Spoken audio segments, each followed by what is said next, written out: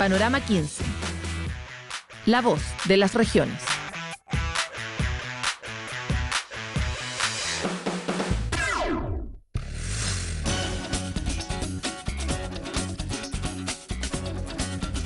En Panorama 15 hicimos un seguimiento en el momento en que se produjo la discusión en torno a la ley de pesca, de cuáles eran las distintas visiones y cómo, en términos generales, nadie quedó muy contento con cómo se redactó finalmente esa ley. ¿Para qué hablar de las objeciones que vinieron a continuación? Esta semana ha sido noticiosa también en ese sentido. Hoy queremos hablar de las cosas concretas, de cómo nuestra política pesquera ha tenido un impacto sobre el territorio, y para eso hoy día estamos con Lisbeth van der Meer, directora ejecutiva de Oceana Chile. Lisbeth, muchas gracias por estar en Panorama 15. Gracias a ti. Quisiera partir preguntándote cuál es la impresión que tienen ustedes, cuál es el diagnóstico que hacen ustedes, por un lado, de la política pesquera histórica, pero en particular de cuál ha sido el impacto de la ley de pesca en el cuidado del ecosistema marino. Bueno, la ley de pesca chilena es una de las más modernas que tenemos en Latinoamérica. Eso también lo ratificó la FAO.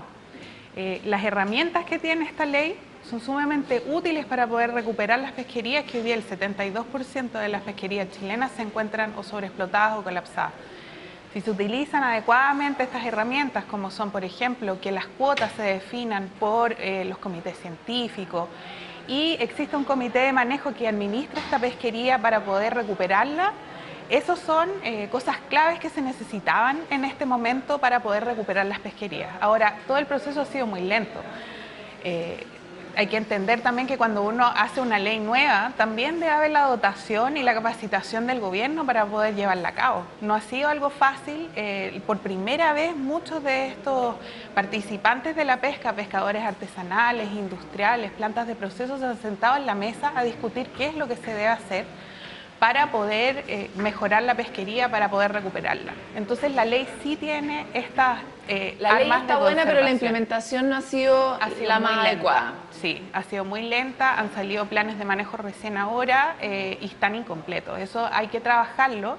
Sin embargo, la facultad que nos da el comité de manejo es que ya no hay que cambiar la ley en sí para poder mejorar la administración de la pesquería. Ya, o sea, la ley está a la altura del desafío, pero todavía no hemos logrado implementarla. No.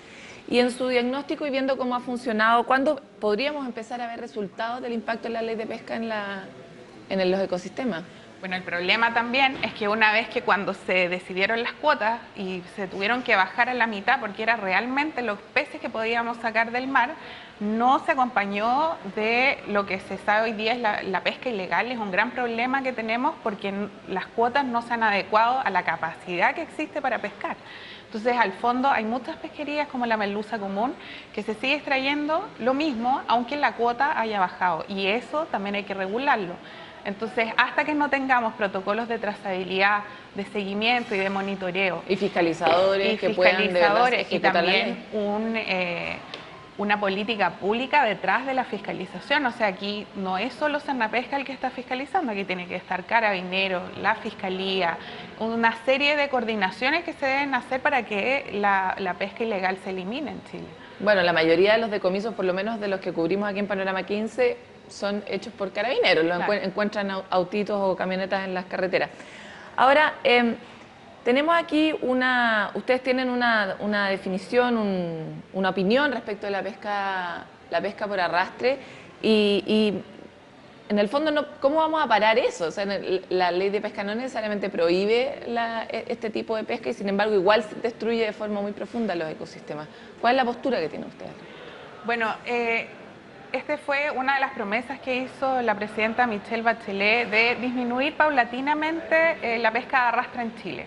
Esto tiene que ir acompañado claramente de un estudio y eso fue lo que nosotros le presentamos al gobierno, un plan de cómo se podía disminuir paulatinamente la pesca de arrastre. Lo primero es que tenemos que congelar la zona donde hoy día se pesca, congelar la pesca de arrastre, porque ellos se están moviendo cada día más hacia el sur y más hacia zonas interiores, hacia el mar profundo. Entonces, en los años 90 se pescaba a 400 metros de profundidad, hoy día ya 600, 700. Entonces, el área que se está afectando cada día es un área nueva que estamos arrasando los ecosistemas desde abajo. Entonces, por eso hoy día hay que congelar la huella y sacar la pesca de arrastre desde los ecosistemas que son vulnerables, que se consideran así porque hay corales y hay especies de importancia que ahí no se puede estar pescando con pesca de arrastre. Uno de los métodos más dañinos para pescar. Hay que encontrar otros métodos para la pesca, en camarones, por ejemplo. Hoy día se practica la pesca de arrastre y en la merluza común, la pesca de arrastre de fondo, que es distinta a la pesca de arrastre de media agua, que hay distintos métodos de pesca, pero este es el que arrasa abajo con el fondo marino. ¿Pero qué han hecho otros países? Porque, o sea, yo me imagino que la gente que está en la casa te escucha decir como congelemos la pesca de arrastre y es como decir... El viejito pascuero existe, o sea, en rigor uno sabe que los estímulos en este país están puestos en lugares muy distintos y que hay mucha protección del desarrollo de la industria y hay muy poca protección, hay poca priorización del ecosistema. ¿Qué han hecho otros países para poner los incentivos donde corresponde para poder lograr este tipo de resultados? Bueno, si tú restringes el área, esta área que al fondo hay una área que se puede definir que ya está arrastrada, y ellos pueden seguir haciendo la pesquería, pero solo en este lugar.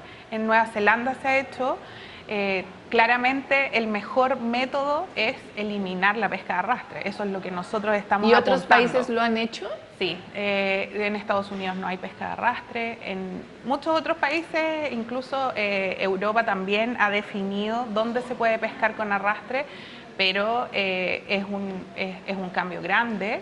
Pero se debe hacer, sobre todo en Chile, cuando hay muy pocas pesquerías que hoy día lo utilizan. Entonces, creo que... Muy pocas pesquerías, pero significativas, en términos de volumen. Pero, claro, o sea, lo que se debe hacer es eliminar, pero se debe crear un plan. No se puede eliminar de un día para otro. Esto nosotros estamos conscientes de que hay una actividad económica y social detrás de esto, pero hay que generar un plan y tener, digamos, un plan a futuro de cómo lo vamos a hacer y en qué año esto efectivamente se va a erradicar, sobre todo cuando nuestras pesquerías están colapsadas o sobreexplotadas. ¿Cuáles son las zonas que de verdad están hoy día sacrificadas por este tipo de...?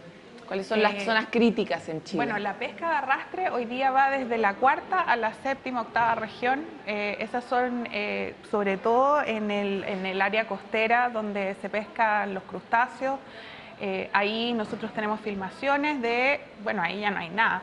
Y la recuperación de estos ecosistemas, por ejemplo, si tú piensas un coral, puede tardar. Aquí ya no hay nada, ¿a qué te refieres? Del 100% de biodiversidad que había en tal fecha, ¿cuánto hay ahora?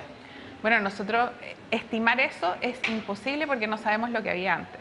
Las filmaciones que existen en Chile datan del año, las primeras del año 2010. Ya. Entonces, ¿qué teníamos? ¿Cuál es la línea base de esa zona? No se sabe.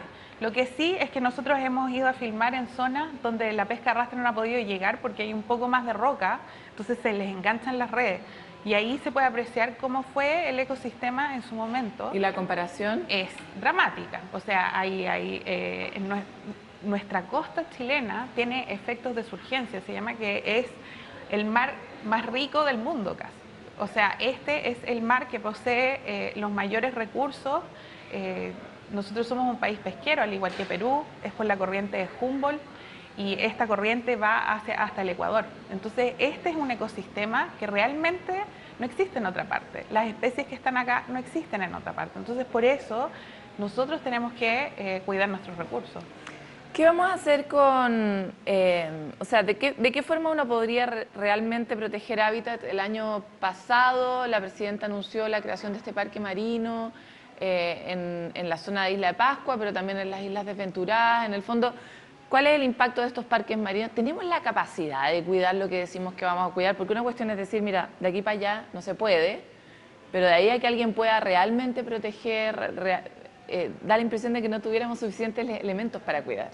Bueno, Ocean ha liderado la conservación de grandes parques marinos. Es uno del Motu Jiba, que está en Isla de Pascua, cerca de Isla de Pascua, en Salas y Gómez, y este otro que es en Desventurada. Hay que pensar que, por ejemplo, en Desventurada hay una base marina y en esa, o sea, ahí se fiscaliza absolutamente todo lo que pasa. El segundo punto es que hoy día ya existe la tecnología, de hecho Oceana tiene un software que es online y todo el mundo lo puede usar, que se llama el Global Fishing Watch, y este programa lo que hace es predecir qué barco industrial está pescando, porque ellos tiran señales de GPS, entonces nosotros podemos leer, no todos los barcos que están transitando están pescando, pero de acuerdo a la velocidad y los movimientos uno puede predecir qué barcos están pescando, entonces puede ser hasta la misma ciudadanía la que fiscalice esta zona. Estas zonas son sumamente importantes porque aquí lo que pasa es que nosotros hemos identificado, porque ahí es como hay montes submarinos, ahí es como un criadero, ahí se reproducen, ahí se alimentan muchos peces, por ejemplo en Desventuradas, el jurel, especies de importancia económica. Entonces tú cierras esta zona y después ellos tienen un sitio donde reproducirse tranquilamente y después se genera un fenómeno de desborde y eso es positivo para todos, digamos, no solo para la conservación, pero también para la pesca industrial, por ejemplo, para la pesca artesanal. Hay una mirada en torno a la ley que tuvo harto que ver con el trabajo de Juan Carlos Castilla, Premio Nacional de Ciencia, en relación a mirar cómo se podían mantener y recuperar los ecosistemas. Si esa mirada que hay, en particular también con el rol del primer kilómetro, de la primera milla, digamos, ¿ustedes tienen esperanzas en que eso permita recuperar un poco el mar chileno? Bueno, el manejo ecosistémico es algo que en Chile no está implementado. O sea, hoy día las cuotas, por ejemplo, las definimos por especie.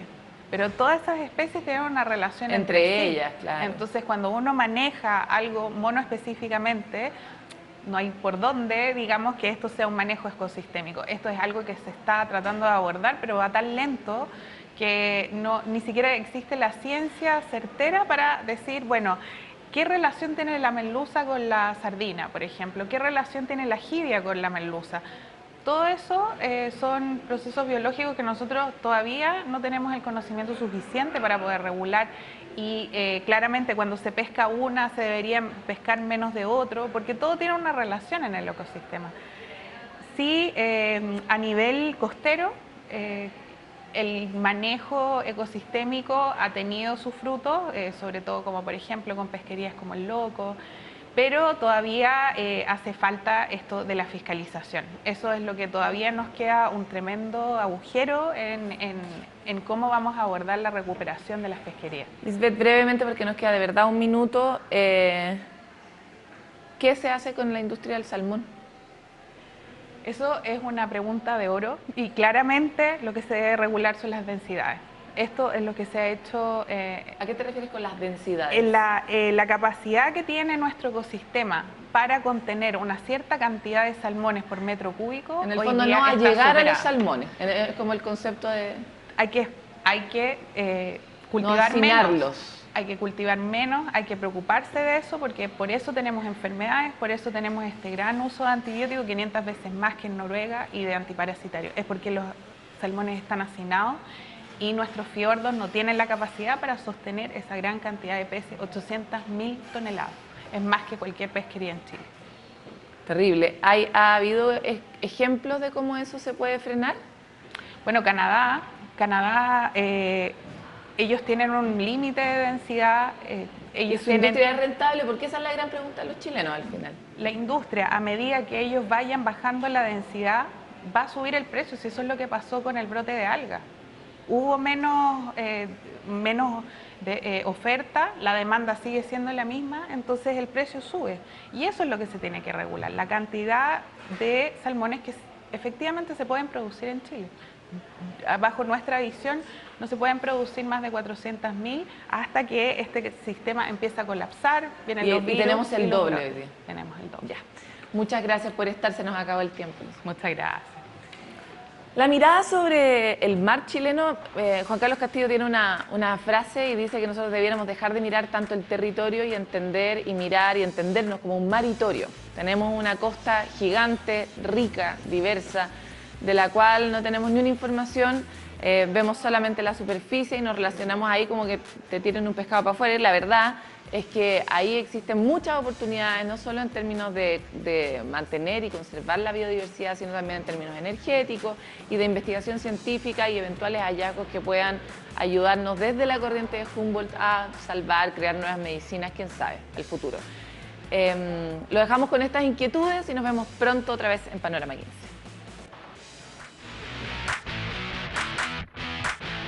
VTR presentó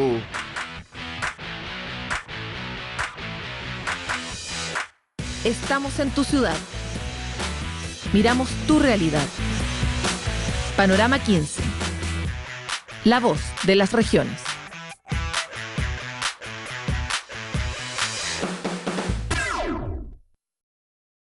Esta fue una presentación de VTR.